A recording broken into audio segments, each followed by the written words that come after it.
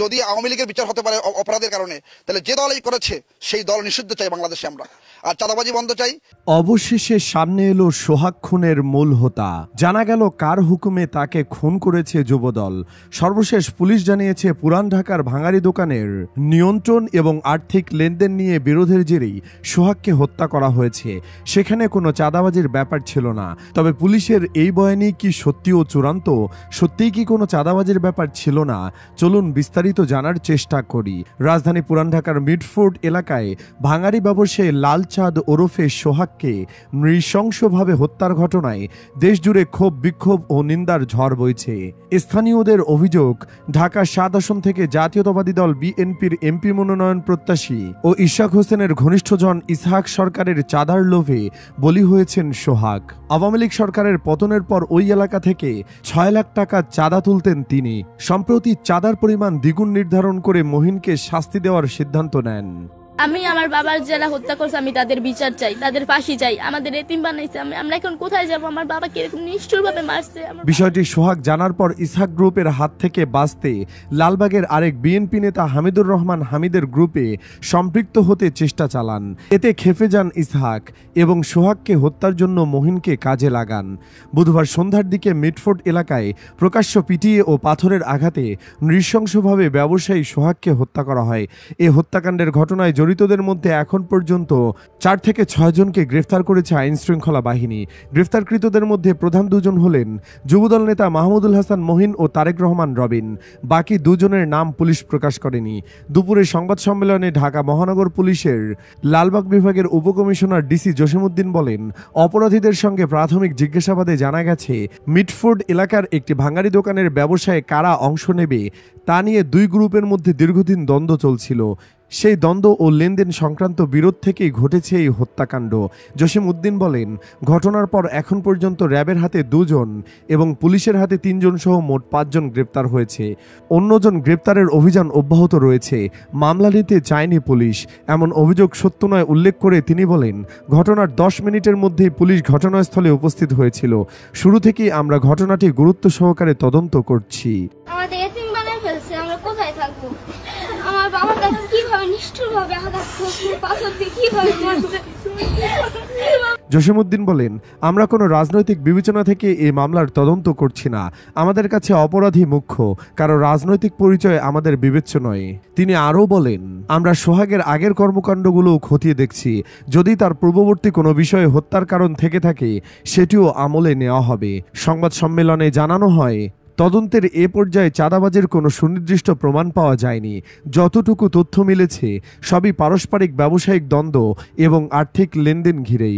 তার মানে তিনি চাঁদাবাজের বিষয়টি অস্বীকার করছেন, অথচ যুগান্তর পত্রিকার চাঁদাবাজের বিষয়টি জোরালোভাবে ছাপানো হয়েছে। তাতে ঘটনার জন্য ইশাকের ঘনিষ্ঠজন ইসহাককে দায়ী করা হচ্ছে।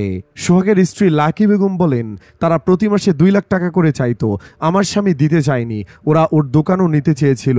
শেষমেশ আমার স্বামীকে পাথর দিয়ে মেরে ফেলল। এখন আমি 2 সন্তান নিয়ে কিভাবে বাঁচব? সোহাগের বোন সাজিদা বেগম বলেন, আমার ভাই 15 বছর ধরে ব্যবসা করছিল। চাঁদা না দেওয়ায় ওদের রাগ ছিল, বারবার হুমকি দিত। এক পর্যায়ে ডেকে নিয়ে গিয়ে মারধর করে, পাথর দিয়ে মাথায় আঘাত করে মেরে ফেলে। তার মানে এখানে স্পষ্টভাবেই চাঁদার বিষয়টি আছে, তবে সেটি অন্যদিকে মোড় ঘুরিয়ে দেওয়া হচ্ছে। পুলিশ ও স্থানীয় বাসিন্দারা সিসিটিভি ফুটেজ দেখে অন্তত 6 জনের সংশ্লিষ্টতা নিশ্চিত হয়ে তাদের পরিচয় বের করেন। এর মধ্যে সারোয়ার হোসেন টিটু চকবাজার থানা যুবদলের সাবেক সদস্য, তার বাসা কেরানীগঞ্জের জিঞ্জিরায়। অপু দাস চকবাজার থানা ছাত্র দলের সদ্য সাবেক সাধারণ সম্পাদক। মনির হোসেন মিডফোর্ড হাসপাতালের আউটসোর্সিং কর্মচারী হিসেবে কাজ করেন এবং নান্নু অ্যাম্বুলেন্স ড্রাইভার। স্থানীয়দের অভিযোগ, ক্ষমতার পট পরিবর্তনের পর আসামিরা মিডফোর্ড হাসপাতালে নিম্নপদের কর্মচারী সহ বিভিন্ন অস্থায়ী পদে চাকরিতে নিয়োগ, ঔষধ ব্যবসায়ীদের কাছ থেকে চাঁদাবাজি ও ফুটপাত থেকে বড় অঙ্কের চাঁদা আদায় করে আসছেন। আসামিদের সঙ্গে মিডফোর্ড হাসপাতালের জনৈক পরিচালক এবং বিএনপি নেতা মরহুম নাসির উদ্দিন পিন্টুর স্ত্রী নাসিমা আক্তার কল্পনার সঙ্গে ছবি দেখা গেছে। নিহতের পরিবার সূত্রে জানা যায়, সোহাগের বয়স যখন মাত্র 7 মাস তখন বজ্রপাতে মৃত্যু হয় তার বাবা আইয়ুব আলীর। এরপর জীবিকা নির্বাহের তাগিদে মা আলিয়া বেগম শিশু সোহাগ ও তার আরও 2 কন্যা সন্তানকে নিয়ে বরগুনা ছেড়ে রাজধানী ঢাকায় পাড়ি দেন। ওই সময় থেকেই সোহাগ ঢাকায় বসবাস করতেন। তিনি দীর্ঘদিন ধরে ঢাকার মিডফোর্টে মিসাস সোহানা মেটাল নামে একটি দোকান দোকান চালিয়ে জীবিকা নির্বাহ করে আসছিলেন। ওই ব্যবসা প্রতিষ্ঠান থেকে প্রতি মাসে 2 লাখ টাকা চাঁদা দাবিকে কেন্দ্র করেই অভিযুক্তদের সঙ্গে দ্বন্দ্ব শুরু হয় তার। চাঁদার টাকা দিতে রাজি না হয় একসময় সোহাগের ব্যবসা প্রতিষ্ঠান তালাবদ্ধ করে দেয় অভিযুক্তরা। বুধবার বিকেলে বাসা থেকে ডেকে নিয়ে চাঁদার দাবিতে সোহাগকে আটকে রেখে দফায় দফায় চাপ প্রয়োগ করা হয়। এতেও চাঁদা দিতে অস্বীকৃতি জানালে সোহাগকে নির্মম ও নিষ্ঠুরভাবে পাথর মেরে হত্যা করা হয়। নিহত সোহাগ তার স্ত্রী সন্তান নিয়ে ঢাকার জিঞ্জিরা কদমতলী কেরানীগঞ্জ মডেল টাউন নামক এলাকায় বসবাস করতেন। তার গ্রামের বাড়িতে কেঁদে কেঁদে তার মেয়ে বলেন, আমরা এখন এতিম হয়ে গেছি, আমরা এখন কোথায় গিয়ে দাঁড়াবো? বাবাকে যারা হত্যা করেছে আমরা তাদের বিচার চাই। প্রতিবাদে বরগুনায় মানববন্ধন ও প্রতিবাদ সভা হয়েছে। দুপুরে বরগুনা প্রেস ক্লাবের সামনে এই কর্মসূচির আয়োজন করে বরগুনা প্রেস ক্লাব ও বাংলাদেশ মফস্বল সাংবাদিক ফোরাম। আমাদের এতিম বানায় ফেলছে, আমরা কোথায় থাকবো? আমার বাবার কাছে কিভাবে নিষ্ঠুরভাবে আঘাত করছে, পাথর দিয়ে কিভাবে মারছে। অভিযুক্তদের দ্রুত গ্রেপ্তার ও দৃষ্টান্তমূলক শাস্তির দাবি জানান বক্তারা। ঘণ্টাব্যাপী এই কর্মসূচিতে বিভিন্ন রাজনৈতিক দল, সামাজিক সাংস্কৃতিক ও সাংবাদিক সংগঠনের নেতারা সহ সুশীল সমাজের প্রতিনিধিরা অংশ নেন। বক্তারা বলেন, ব্যবসায়ী সোহাগকে হত্যার পর তার মরদেহ পাশবিকতা চালিয়েছে সন্ত্রাসীরা। হত্যার ভিডিও সামাজিক যোগাযোগ মাধ্যমে ছড়িয়ে পড়ায় দেশের ভাবমূর্তি আন্তর্জাতিক পরিমণ্ডলে ক্ষুণ্ণ হয়েছে। তারা বলেন, সন্ত্রাসীদের নির্দিষ্ট কোনো দল নেই, এরা ক্ষমতাসীনদের ছত্রছায়ায় থাকে। দলীয় পদ পদবি দিয়ে তাদের পৃষ্ঠপোষকতা দেওয়া হয়। ভাইরাল হলে সাময়িকভাবে বহিষ্কার করা হলেও পরে আবার ফিরে আসে। দেশের সন্ত্রাসীদের দৃষ্টান্তমূলক শাস্তির নজির নেই বললেই চলে। অভিযুক্তদের দ্রুত গ্রেপ্তার ও দৃষ্টান্তমূলক শাস্তির দাবি জানান বক্তারা। অন্যদিকে গণমাধ্যমে পাঠানো এক বিবৃতিতে জামায়াতের সেক্রেটারি জেনারেল অধ্যাপক মিয়া গোলাম পরোয়ার বলেন, 9 জুলাই বিকেল 5:30টার দিকে মিটফোর্ড হাসপাতালের সামনে মোহাম্মদ সোহাগকে মাথায় পাথর মেরে প্রকাশ্য হত্যা করা হয়। এরপর তার মরদেহের উপর দাঁড়িয়ে নৃত্য করে আনন্দ প্রকাশ করা হয়। এই দৃশ্য আইয়ামে জাহেলিয়াতকেও হার মানিয়েছে। তিনি বলেন, এমন নির্মমতা আমাদের সভ্যতাকে প্রশ্নবিদ্ধ করে। একে শুধু হত্যাকাণ্ড বললে কম বলা হবে, এটি এক ধরনের সামাজিক ও নৈতিক অবক্ষয়ের চূড়ান্ত রূপ। অধ্যাপক মিয়া গোলাম পরোয়ার দাবি করেন, বিভিন্ন জাতীয় দৈনিকে প্রকাশিত প্রতিবেদনে জানা গেছে চকবাজার থানা যুবদলের কয়েকজন নেতা সোহাগের কাছে মোটা অঙ্কের চাঁদা দাবি করেছিলেন।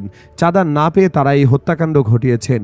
এ থেকে পরিষ্কার, রাজনৈতিক দলগুলোর ছত্রছায়ায় চাঁদাবাজ ও সন্ত্রাসীরা যেভাবে বেপরোয়া হয়ে উঠছে তা দেশের জন্য ভয়াবহ বার্তা বহন করছে।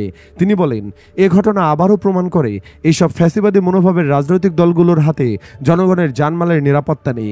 সরকারকে দোষীদের বিরুদ্ধে কঠোর ব্যবস্থা নিতে হবে এবং দেশের শান্তি শৃঙ্খলা বজায় রাখতে কার্যকর পদক্ষেপ নিতে হবে।